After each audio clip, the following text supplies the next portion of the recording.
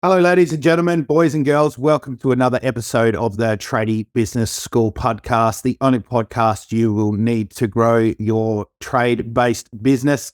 In tune with the theme of the month of May, which is Mental Health Month, I'm joined with a very special guest here today. Please welcome to the show Matt Carter from Mates in Construction.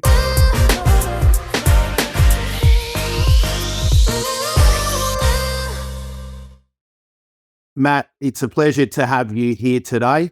And I really want to thank you for taking time out of your busy schedule to be on today's podcast. I'm going to throw straight over to you, mate. And I'd love to know, and for the people that are playing at home, who is Mates in Construction? Obviously, I know quite a bit about you guys, but who is Mates in Construction? Who is Matt Carter? And tell us your story, mate. Sure, Norris. Thanks, Adam. Thanks for having me. So, Mates, we're a mental health charity. Essentially, we are a suicide prevention charity, and what we do is we deliver mental health training and support for anyone with a relationship with the construction industry. So, if you've got a trade background or any kind of connection to construction, whether you do work on the big jobs, the high rises in the city, or you work in residential construction, or you're a traffic controller, plant operator, sort of any description, we'll offer our support basically, and for loved ones. I think I mentioned that, immediate family, we will support them as well. So what I do as a field officer is go out onto sites and primarily deliver what we call the general awareness training. We call it a GAT. Now that's a 30-minute presentation on mental health, what it looks like, and how those signs and signals might relate to someone thinking about suicide. And in that, we then give people some sort of practical points of where to get some support for someone who they notice is not going so well. And we also offer other levels of training. So if this means something to someone, and usually we get a sort of return of about 20% of people who do our GAT come back and say that they want to do the next level, which we call connector. And that connector is a 3.5 hour, 4 hour, half a day workshop that digs deeper into those signs and signals, and it identifies, are they actually thoughts of suicide? So this person, not showing up to work on time, coming in late, forgetting stuff, not sharing, shaving, smelling like alcohol, whatever it might be, getting angry, losing their shit at the drop of a hat, whatever it might be. What's going on here, mate? So we give the people the tools to have that conversation. Are you thinking about suicide? That's what we work our way towards that question, because we do need to talk about it honestly and openly. And if they are, then we connect them to support.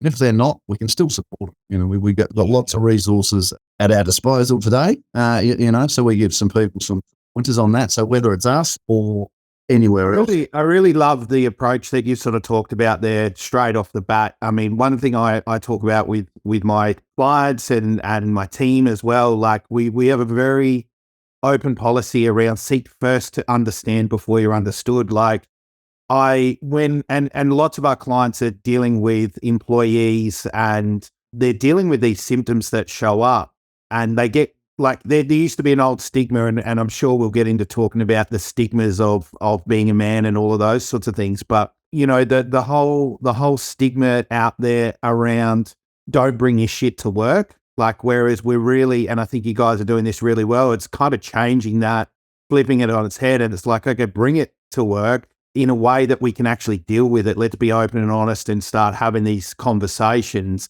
and stop pretending like this shit doesn't exist, because it's well and truly out there. So yeah, absolutely. And so we kind of we call it a help offering model. When people see this stuff, I can see what's going on, and like you say, it's it's not just work day.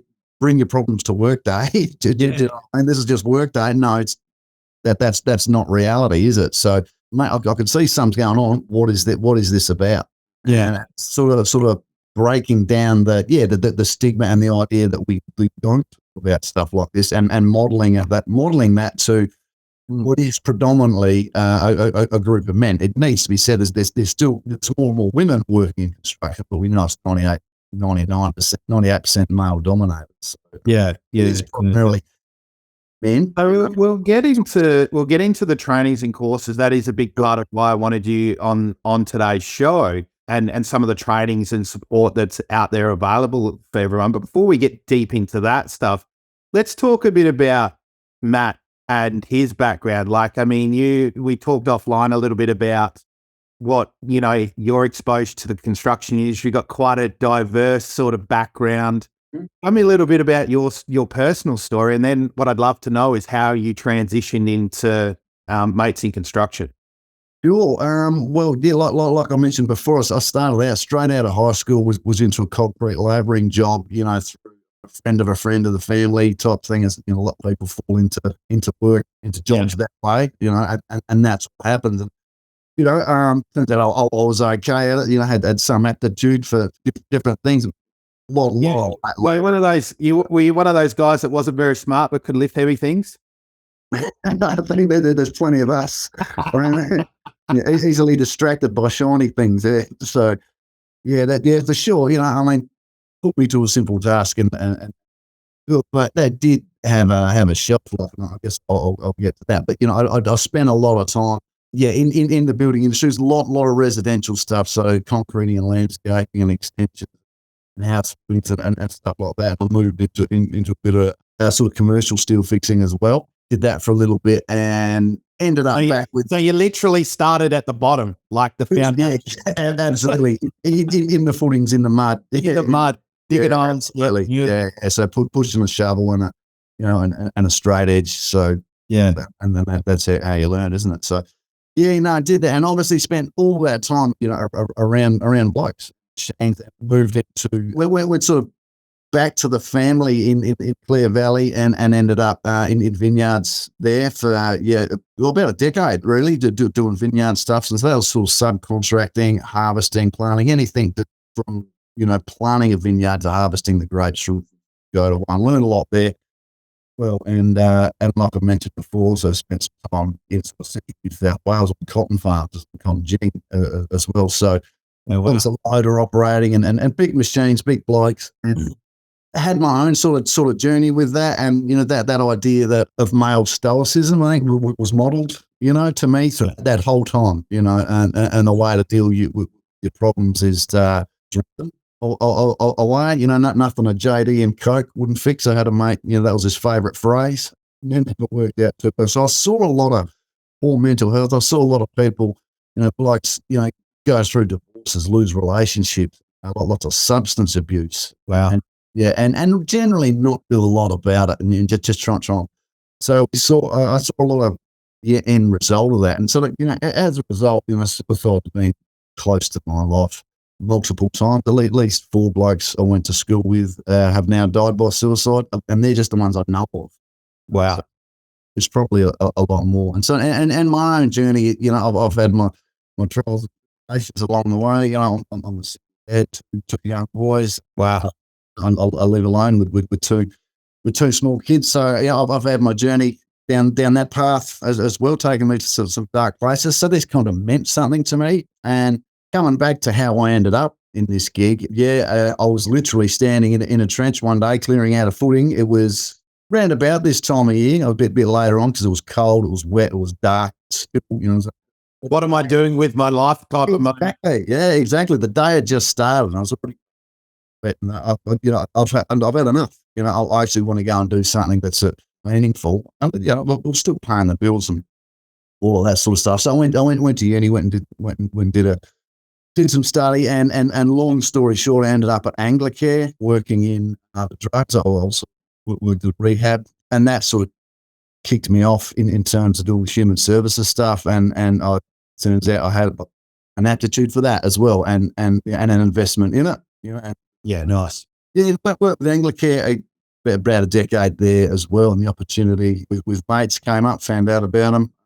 A role was advertised, threw my hat in the ring, and here we are. So sort of back alongside the industry that started me off. Yeah. So how long have you been with mates now? And let's talk about some of the stuff that you've done and seen. Because I mean, we've kind of talked a little bit about your own trials and tribulations, talked about some of your own experiences with multiple deaths in and around the construction industry to suicide. I mean, I share very similar stories, major infrastructure projects where people have died on them, friends that I know that have also taken their own lives. There's a lot of death, there's a lot of risk, there's a lot of hazard around these industries. And, you went straight there, like as soon as we basically started this, what Mates is about is suicide prevention. Yeah. I think that there's so much more of that, right? The suicide prevention is right at the 11th hour, but realistically, there's so much more that we can do up front, getting help sooner. I was asked on a podcast, probably 12 months ago, what would be my number one piece of advice to anyone in any situation? And it was then, and it still is now, get help sooner, no matter what that is. But so talk to me a bit about, obviously, your time with Mates and what you've sort of seen and uncovered as sort of common themes in the construction industry and the trades-based spaces. What's sort of the common threads, some of the symptoms that you see with people, because I'm sure some of our listeners have tuned in and they're probably, hopefully they're not suicidal. If they are, then I can encourage them to reach out, immediately for some support. There is better answers. It's a long road back, but it's a path worth walking. But, what are some of the things that you see and feel and hear out there? Yeah, so I've been doing this nearly 7 years now with Mates. I love your dedication. Thank you, mate. Yeah, look, and it's a good gig, honestly, because it's meaningful. Building someone's house is nice for them. It's my house, I guess, but this is actually it's got more sort of substance and meaning to it, and I do enjoy it, and I do work with people. It's like that's kind of what brings me to work. I do enjoy sharing what I've learned, and then what I have learned is some of the big ticket items along the way, particularly for male dominated industries. The whole idea that we don't talk about what's troubling us, that you don't show vulnerability. And I see you nodding. Yeah, it's. Oh man, I had this exact same conversation with a guy earlier today who was part of another group that I'm involved with, and he was trying to give me this distinction that, and I'm not gonna go into too much detail because I don't want to give things away, but he was telling me there's a distinction between being transparent but being vulnerable, and that we shouldn't be vulnerable. And I'm like, no, I'm not buying that. Like, vulnerability and sharing and peeling your armor back and saying I'm not in a good place right now. That is for me the truest sign of strength. Absolutely. Because we've beaten that down, and we've beaten that out of everyone, not just men. Men and women have had that stuff beaten out of them over decades, centuries of programming, Yeah, absolutely. And I think there's the idea that if you do show vulnerability, you're going to be labelled weak or piss weak or crazy or loose or something like that, and you're just being drama queen. Yeah, and that's the thing. Like we kind of joke a bit about it, but it's one of the things about that whole "Are you okay?" day thing.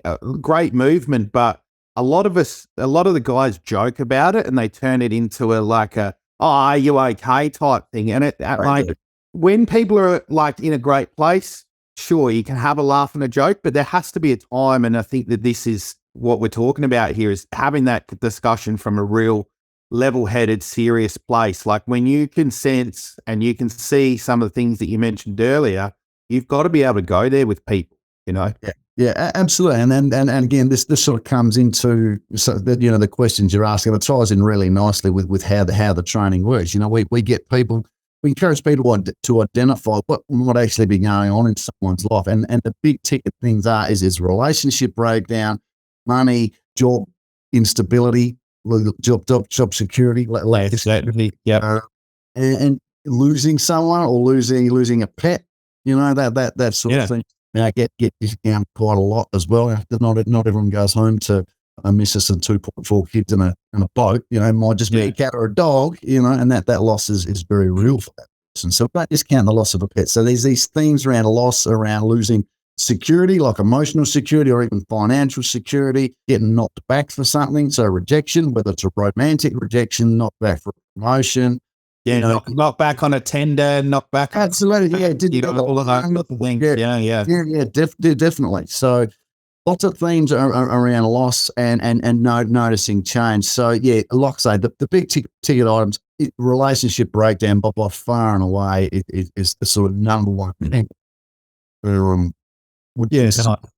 Yeah. So we touched earlier on some of the training, and I think this is a really important thing about what you guys bring is it's not just like Lifeline. It's not just support from let's talk about this sort of thing. You guys have some training, so can you share with people some of the training that's available out there? You mentioned GAT, so general awareness training is the first stage, which is just, from what I understand, it's about having conversations and being able to know what to sort of how to lead those hard chats, And I think this is really important with people, right? Is anytime you've got employees, but not just employees, co-workers, colleagues, whatever it may be, you're going to see some of these signs, and just having that skill set's, important. Yeah, absolutely, and we want to make it accessible. So that's the idea of the GAT. We roll up into a lunch wearing high vis and PPE. Then again, we will actually do it in a boardroom where people are only wearing suits, and we try there so much. But in a lunchroom, we're quite happy to swear and make it relatable. So and model the idea that it's okay, mate. Why'd you throw that hammer across the floor? What's going on? Yeah, and it is the same premise as, are you okay? So, mate, I've clearly got the shits on. What's wrong? Yeah, you're late. For the fourth time this week. Yeah, so that, and absolutely encouraging people to trust their intuition, because how many psychologists have you met on a building site? If you think such a good point though, right? Like that gap to, and I think that this is like a hole that you guys feel really well, is that that professional level help, psychologists and counselors, professionals, so to speak, is seen for these guys on site who are tradies, quintessential, and guys and girls, they have that sort of inbuilt misogynistic way. Mm-hmm. Like, that's such a big leap for them to get there. I think, just being able to come to somebody who's, in a Bunnings trade top hoodie, where they can have a conversation. I mean, that's all it is at the high level as well with psychologists. But having someone that's a bit more relatable, that's been there and done that. Because one of the things that I hear all the time is they don't get it. Psychologists don't get it. They don't understand. They've never walked a day in my shoes. They've gone through tertiary education. Mm-hmm. I've come at like you. I was very much the same. I got through friends and family, got thrown into a job labouring, and then just worked my way up through as I went on. But so yeah, sorry mate. Back to the training. Yeah, no, not a lot. I just sort of lost track of where we were. So yeah, it's given people modelling the idea that it's okay to. Mate, I noticed something's wrong. Yeah. And we're not all, we don't all have degrees or been to uni or psychotherapists or anything like that. So we really encourage people, trust your gut instinct, because it's going to be right. More often than not, it's going to be right. Something is wrong. I can tell what's going on, mate. And this works because it's right across the board. We want as many people on a in a company, on a project, on a site to do the general awareness of training as possible, because it creates it's like a safety net. Lots of eyes and ears on around. So just raise awareness, and that's the purpose of it, is to raise awareness around what these signs and signals might mean. Yeah, it's not about suicide. Awesome, great. We can still support them, still chat. Well, this is the thing, right? Prevention's better than cure. So, more people we can have out there that have that general awareness training. Yeah, absolutely. And the more people sort of on the floor, on the tools with the training, the better, because a lot of people sort of have the idea that, this is only going to be for your team leaders and supervisors and project managers and the like. No. So, yeah, you're not going to have, an 18-year-old, 17-year-old trade assistant go and talk to the project manager about how his girlfriend left him for someone else. Yeah. That's going to happen on the tools with the blokes he's working alongside. So, that's how it works. And sometimes those conversations are enough Yeah. They don't necessarily need to end up in a psychologist or a counsellor's office because they can just talk it out, get a load off, depressurize, and Yeah. get clarity around it. Because we all know what sort of, reliving all our mistakes at 2 a.m. in the morning, how well that goes. Yeah, do you know what I mean? And things get out of proportion in our head. When we talk to another person, get a bit of clarity. And if that's happening on the job, then right, when people feel better at work, they work better. And so, That's I love that, right? I love that you've gone there with that, because that is probably the biggest thing I've found through having these conversations and understanding, what questions to ask and how people work is that when people are dealing with that stuff better, then their productivity goes up, So this just purely investing a couple of hours in some general awareness training, particularly if you've got employees, it's going to potentially increase the productivity of your people, and just being able to have those conversations and talk to them is invaluable. I always talk to people when they're chatting about investing with us to learn things. I always talk about cost, right? And what's the cost of the investment, but also what's the cost of not investing, So what's the cost of not learning about your people? What's the cost of not having great relationships with your employees? What's the cost of somebody taking their own life in your organization, and that's things that you guys deal with on a daily basis. So we can't talk for too long, and I feel like I could talk to you for probably hours on this. Are there any other levels of training? Absolutely. So from GAT training. Cool. So the GAT's the entry level one. Like I said, it paints that picture of poor mental health and offers practical points, ways to get. Well, we also offer the next level of training within the GAT. That next level, and people then volunteer for that. So the way we roll is to get as many bums on seats for the GAT. We just broad exposure to it, and then we get people to volunteer if they've got like I said, if it's meaningful to them, and that they might have lived experience, or they just want to know how they can help people, and so they tick a box and get on board for Connector. Now the Connector's 3.5 hours, 4 sometimes, and it is a workshop. It's a lot more interactive. It's not a presentation like the GAT is. So it's a workshop where we focus on that conversation in terms of identifying what does this stuff mean. You're missing work. You're throwing tools across the site. You're arcing up at people.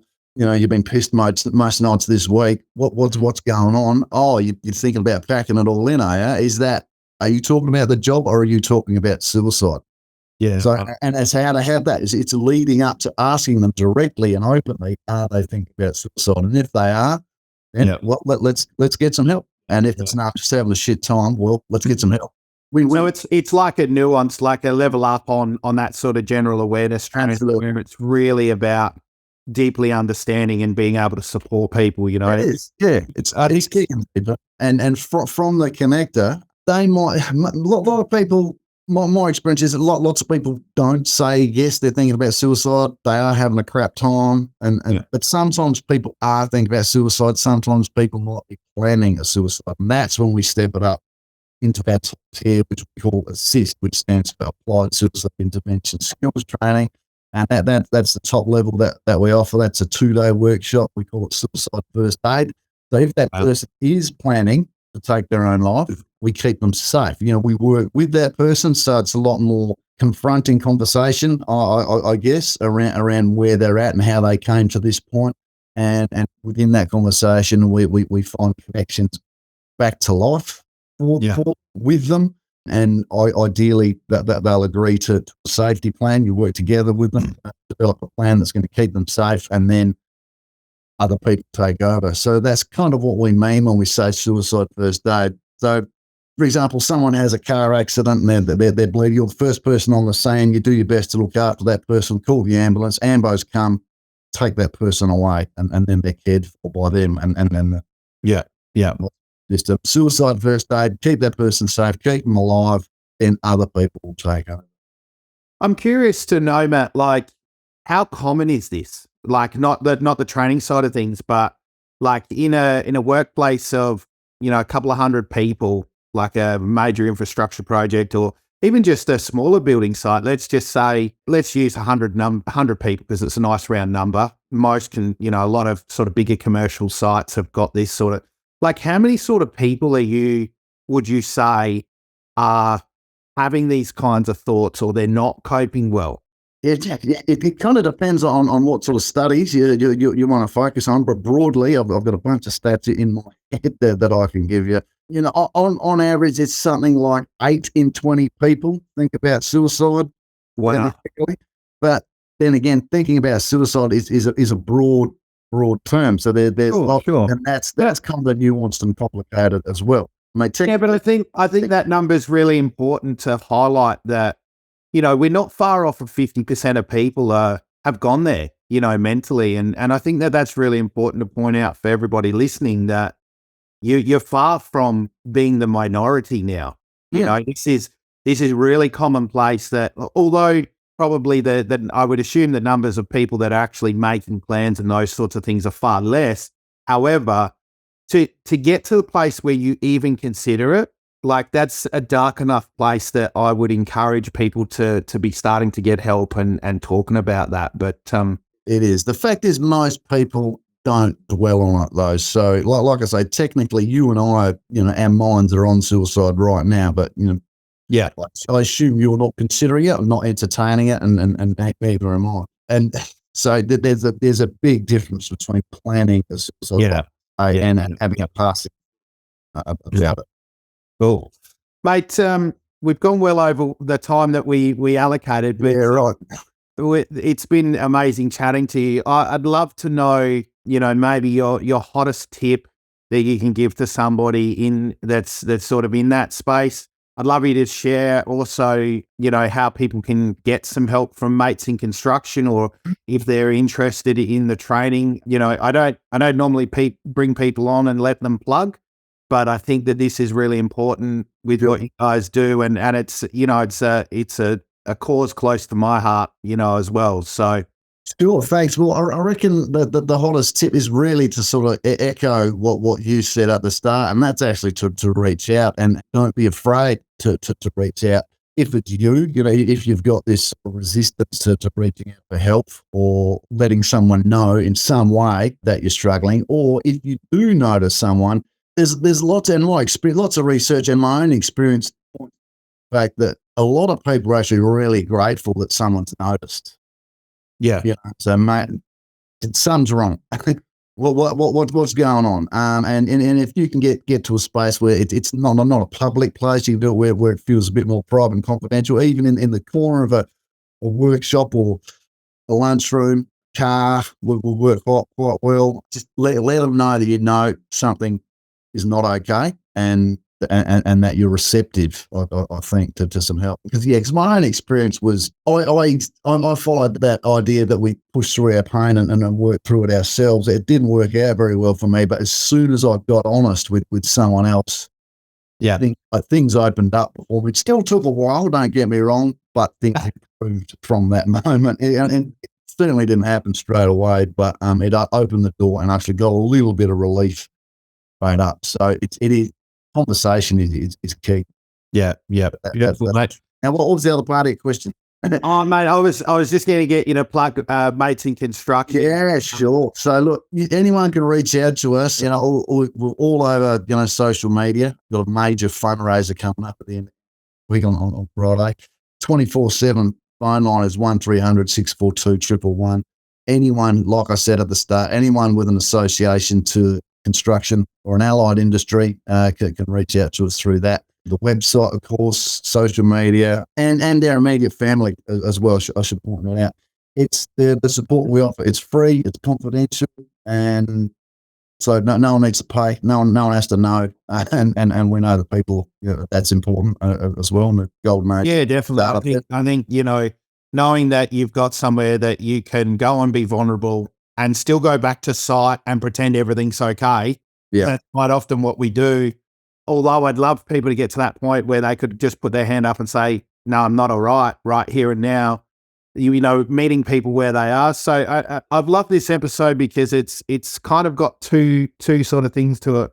If people are just wanting to help and become better educated. You've got the training programs that allow people to upskill and become better leaders and better, bosses and managers and those sorts of things. But you've also got the support side of things too. So guys, if you're listening, check out mates.org.au. That number again is 1300 642 111. And by all means, if you can't get in touch with Mates, I'm more than happy to sit and have a chat with somebody if you find themselves in a tough place. So you can email me at hello@tradiebusinessschool.com. But Matt, thank you so much for your time and sharing what's available out there.